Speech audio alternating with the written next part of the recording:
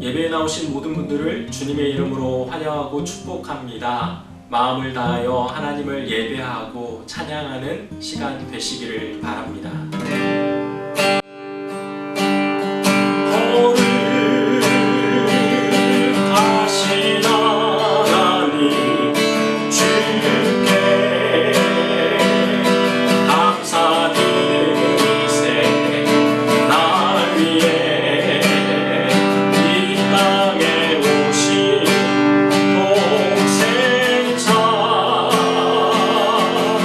예수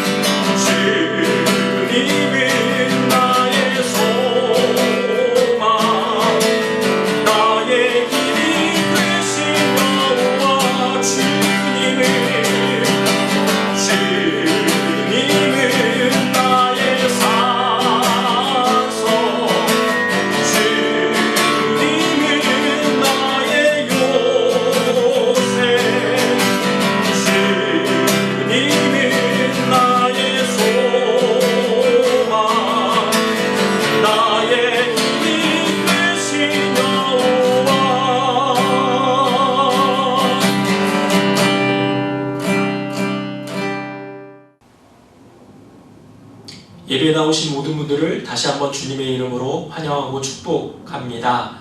이 시간 말씀을 통하여서 우리의 영이 또 새롭게 되며 또 하나님을 더 아는 모든 자녀들이 되시기를 주님의 이름으로 축원드립니다. 이 시간 우리 함께 보실 말씀은 히브리서 10장 10절 말씀입니다. 히브리서 10장 10절 말씀을 우리가 한 목소리로 읽도록 하겠습니다. 다 함께 읽겠습니다. 이 뜻을 따라 예수 그리스도의 몸을 단번에 들이심으로 말미암아 우리가 거룩함을 얻었노라. 아멘. 코로나19 극복을 위해서 진짜 예배를 드려야 할 때입니다. 진짜 예배란 무엇일까요? 교회에 많이 나오는 것이 진짜 예배일까요? 주일 정해진 시간 한두 시간 예배를 드리는 것이 진짜 예배일까요? 하나님께서 원하시는 진짜 예배는 다른 데 있습니다. 이 영상을 통해 모든 분들이 하나님께서 원하시는 예배가 무엇인지, 진짜 예배가 어떤 예배인지 발견하시기를 소망합니다. 오늘 함께 읽은 히브리서라는 책은 기본 배경을 조금 아셔야 합니다. 간단히 살펴보면 구약시대에는 율법에서 말하는 제사, 소나 양, 비둘기, 곡식 등을 가지고 와서 하나님께 제사를 드렸습니다.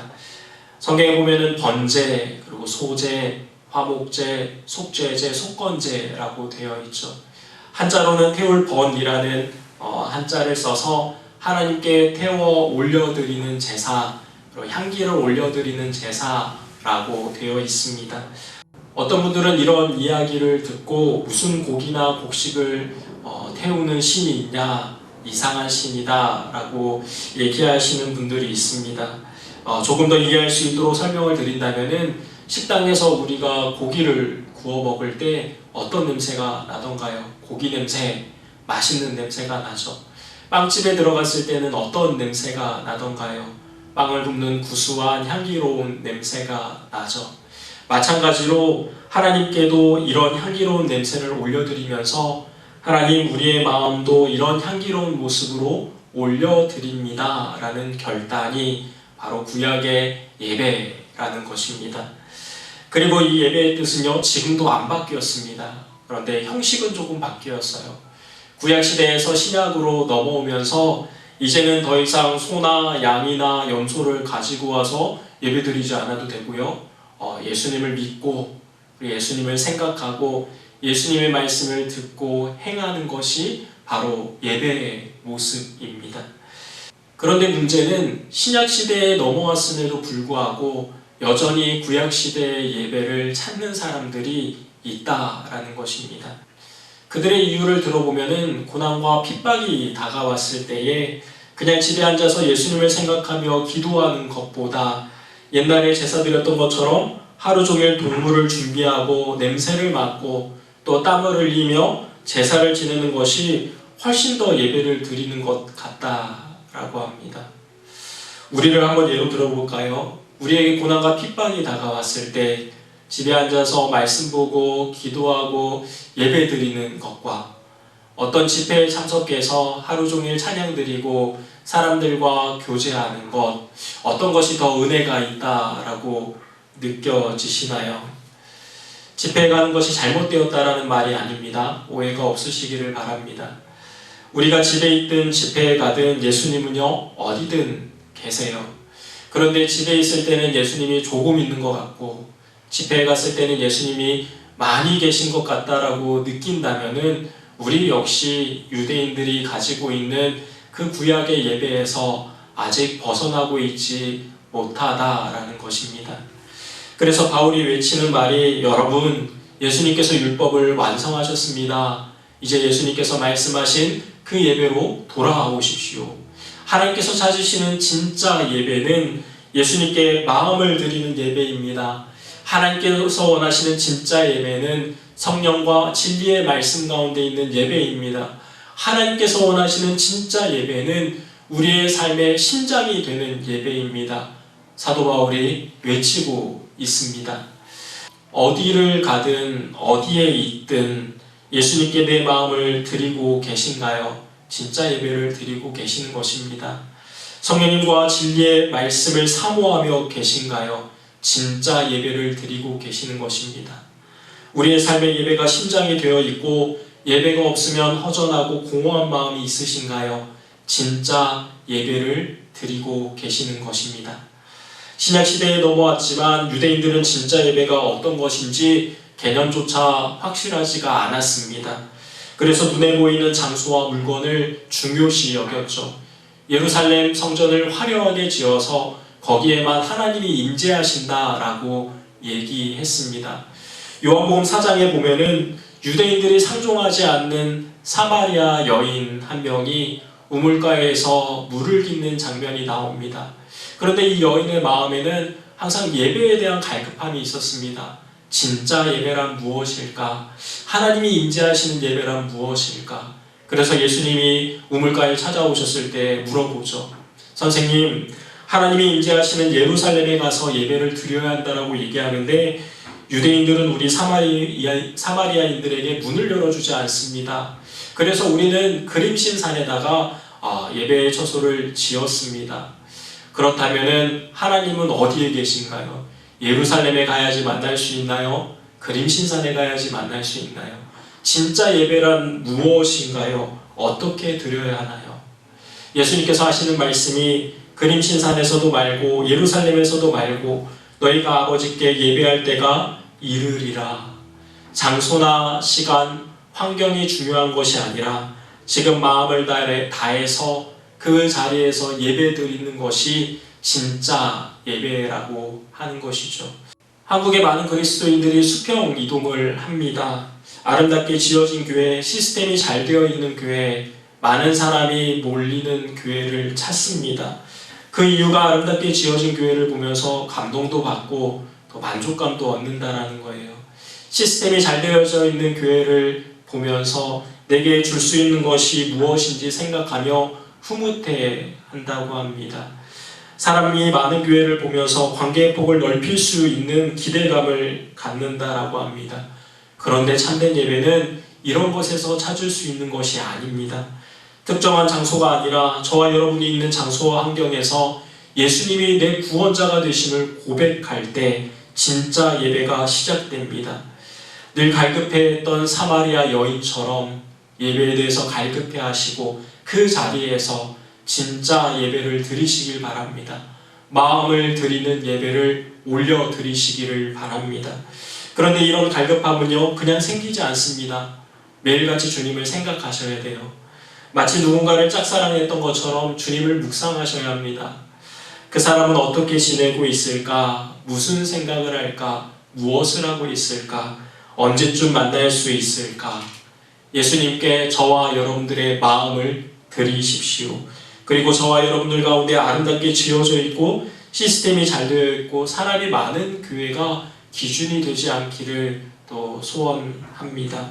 건물과 환경, 사람을 통해서 주는 만족감은 금방 사라집니다. 지금 있는 자리에서 하나님을 예배하시길 축복합니다. 하나님은 자기의 물질과 시간을 드리는 봉사자보다 그리고 예배자를 찾고 계십니다. 봉사와 우리의 섬김은 예배가 흘러 넘칠 때 나와야 하는 모습이어야 합니다. 그런데 예배가 흘러 넘치지 않은 사람이 시험에 들면은 이렇게 말하게 됩니다. 내가 얼마나 열심히 섬기고 순종했는데 나를 이렇게 대해. 나중에 서운함과 원망이 자리 잡게 되는 것이죠. 그 근본적인 문제는요, 예배자가 되지 못했기 때문입니다. 저와 여러분들이 진짜 예배자가 되기를 소망합니다. 요한복음 4장 23절 말씀을 보면은 아버지께 참으로 예배하는 자들은 신령과 진정으로 예배할 때가 오나니 곧 이때라. 아버지께서는 이렇게 자기에게 예배하는 자들을 찾으시느니라. 하나님은 영이시니 예배하는 자가 신령과 진정으로 예배할지니라. 하나님께서 원하시는 예배는 신령과 진정으로 드리는 예배입니다. 이걸 좀 쉽게 말씀을 드린다면은 성령과 진리의 말씀 안에서 드리는 예배라는 거예요. 내 통치자가 되어주시는 성령님께 내 마음을 드리는 열정과 동시에 예수님의 진리의 말씀을 읽고 듣고 깨닫고 행하는 것을 말합니다. 예배는 이렇게 열정과 말씀으로 드려져야 합니다. 열정이 없는 예배는 건조하게 돼요. 종교적인 의무는 다 했다라고 느끼지만 만족감을 주지 못하고 내면의 목마름을 채우지 못한다라는 것이죠. 예배를 마치고 나가는데 여전히 공허하며 그 마음에 허전함이 있습니다. 그래서 이곳저곳 기웃거리며 또 다른 것을 찾으며 헤매게 되는 것이죠. 반면에 말씀 가운데 든든히 서 있지 못한 열정적이기만 한 예배는 어떤 감정의 고조로 인해서 카타르시스는 느낄지 모르겠지만 결국 말씀이 남지 않은 공허함밖에 없음을 또한 전달해 드립니다. 성령과 진리 안에서 드리는 예배, 그리고 예배자가 되시기를 소망합니다. 이런 예배자가 되기 위해서는 늘 기도하셔야 합니다. 성령님, 내 삶을 통치하여 주시옵소서. 지혜와 총명함을 주셔서 말씀을 깨닫게 하여 주시고 그 말씀대로 살게 하여 주시옵소서. 아멘. 말씀을 보시고 그 말씀대로 살 때 그 말씀이 때로는 두렵고 떨리는 말씀으로 다가올 것입니다. 그리고 때로는요, 달고 오묘한 말씀으로 다가올 것입니다. 사랑의 하나님이시며 공의와 정의의 하나님, 그런 하나님의 모습을 우리가 동일하게 발견할 수 있다는 것이죠. 이렇게 예배가 살아있는 사람은 생명력이 넘치는 삶을 살아갑니다. 비록 어렵고 힘든 일이 찾아왔을지라도 넘어갈 수 있는 거예요. 반면에 예배가 제대로 서 있지 못한 사람은 어려운 일들과 고난이 다가왔을 때 쉽게 넘어집니다. 성경 말씀에 의인은 7번 넘어져도 다시 일어난다라고 말씀하시죠. 우리가 참된 의인의 삶을 살 수 있도록 예배 자리를 잘 지키시고 참된 예배, 진짜 예배를 드리시기를 또 소망합니다. 마지막으로 저와 여러분들에게 선포합니다. 예배가 저와 여러분들의 삶의 심장이 되시기를 바랍니다. 다윗의 모습을 보면은 여호와는 나의 목자시니 내게 부족함이 없으리로다. 나의 산성이요 나의 피할 바위시요 나의 요새시라. 시편의 수많은 구절에서 하나님을 예배하는 다윗입니다. 그래서 하나님께서는요 그의 일생을 극진한 사랑 가운데 함께 하셨습니다. 룻을 보십시오. 어머니 하나님이 나의 하나님이 되시리라. 자신의 모든 것이 하나님께 있음을 고백합니다. 하나님께서는 그녀를 통해 믿음의 가정을 다스리게 하시고 예수님의 족보에 나오는 여인이 되게 하시죠. 에스더를 보면 죽으면 죽으리라. 모든 것이 다 하나님께 있고 또 맡기는 자세를 취합니다. 하나님께서는 그녀를 통하여서 한 민족을 구원하십니다. 다시 한번 말씀드립니다. 저와 여러분들의 삶에 내가 있는 그 자리에서 예배 드리시기를 바랍니다. 직장의 자리에서, 학교의 자리에서 하나님을 예배하고 높이시기를 바랍니다. 그래서 우리 믿음의 선조들에게 주셨던 그러한 복과 또 은혜가 모든 분들에게 임하시기를 축원합니다. 주님께서 찾으시는 예배자가 되십시오. 다른 곳에 있지 않습니다. 주님 내 영혼의 갈급함을 해결해 주시고 신령과 진정으로 예배드리는 자가 되게 해주시고 나의 삶의 예배가 심장이 되게 해주십시오. 늘 기도하며 묵상하며 엎드리시기를 바랍니다. 진짜 예배, 하나님께서 찾으시는 예배, 그러한 예배자, 그러한 예배가 우리의 모든 평생의 삶 가운데 있으시기를 축원합니다. 함께 기도하겠습니다. 이 시간 기도드리며 나아갈 때 첫 번째로 하나님, 내 기준, 내가 갖고 있는 고정관념으로 그동안 예배를 드리고 있었습니다. 예배의 간격 가운데로 들어가기보다는 높은 위치에서 예배를 바라보는 관중에 있었습니다. 주님, 내가 갖고 있는 모든 기준들을 내려놓게 하여 주시고 오직 하나님만 바라보며 나의 마음을 드리는 참된 예배를 드리게 하여 주시옵소서. 두 번째로 기도할 때는 하나님, 내 삶 가운데 예배가 무너져 있습니다. 그래서 가정과 삶과 교회에서 하고 있는 일들이 모두 너무 지치고 힘듭니다.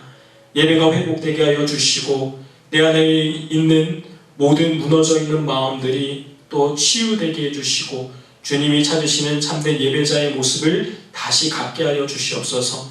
세 번째로 기도할 때는 하나님, 신령과 진정으로 드리는 예배를 경험하고 싶습니다. 통치자 되어 주시는 성령님께서 내 마음의 열정을 일으켜 주시고 또 총망과 지혜와 명철함을 더하여 주셔서 말씀의 그 진리 안에 또 깨달음을 허락하여 주시옵소서. 그렇게 오늘 말씀을 기억하면서 우리 다 함께 기도드리며 나아가겠습니다. 하나님 아버지, 그동안 내가 갖고 있는 기준들, 내가 갖고 있는 고정관념으로 인해서 하나님께 예배드리고 있지 못했습니다. 참된 예배 가운데 들어가기보다는 높은 위치에서 관중으로 있었습니다. 하나님, 내가 가지고 있는 모든 잘못된 기준들을 내려놓게 하여 주시고 하나님만 바라보며 나아가는 참된 예배 드리게 하여 주시옵소서. 내 삶 가운데 예배가 많이 무너져 있습니다. 가정과 삶과 교회 안에서 하는 모든 일들이 너무 지치고 힘들다고 느낄 때가 있습니다. 다시 한번 하나님 그 예배의 영역들을 회복시켜 주시고 주님이 찾으시는 참된 예배자가 되게 하여 주시옵소서. 신령과 진정으로 드리는 예배, 성령과 말씀으로 드리는 예배, 열정과 또 우리의 학자와 같이 깨닫는 또 지혜의 영과 함께 드리는 예배 가운데 나아가고 싶습니다. 뜨거운 예배, 살아있는 말씀으로 깨어있는 예배를 경험케 하여 주시옵소서. 참된 예배의 감격을 맛보아 아는 모든 하나님의 사람들이 되게 하여 주시옵소서. 사랑의 하나님, 감사합니다. 믿음의 예배, 신령과 진정한 예배, 예수 그리스도로 만족한 예배를 말씀하여 주셔서 감사합니다. 어디로 가야 하고 무엇을 해야 한다라는 내 신념으로 인해서 예배드리지 못했다면은 이제는 주의 영과 말씀으로 가르쳐 주시고 주님이 찾으시는 참된 예배자가 될 수 있도록 인도하여 주시옵소서. 오늘도 이렇게 예배를 찾으며 사모하는 모든 자들 가운데 주님의 은혜를 더하여 주시고 코로나 바이러스로 인해서 두렵고 떨고 또 아파하고 있는 모든 하나님의 사람들을 위로하여 주시고 또 그 마음을 강하고 담대하게 하여 주시고 치료하여 주시옵소서. 감사하오며 사랑의 예수님의 이름으로 기도드렸습니다. 아멘.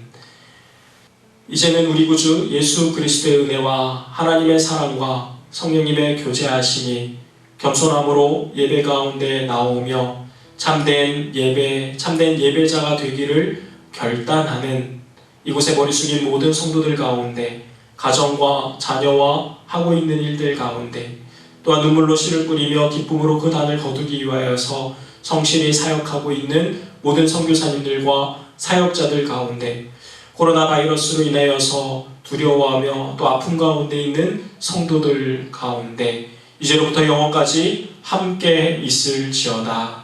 아멘. 예배를 모두 마쳤습니다. 하나님의 선한 인도하심이 우리의 평생의 삶 가운데 늘 있으시기를 주님의 이름으로 축원드립니다.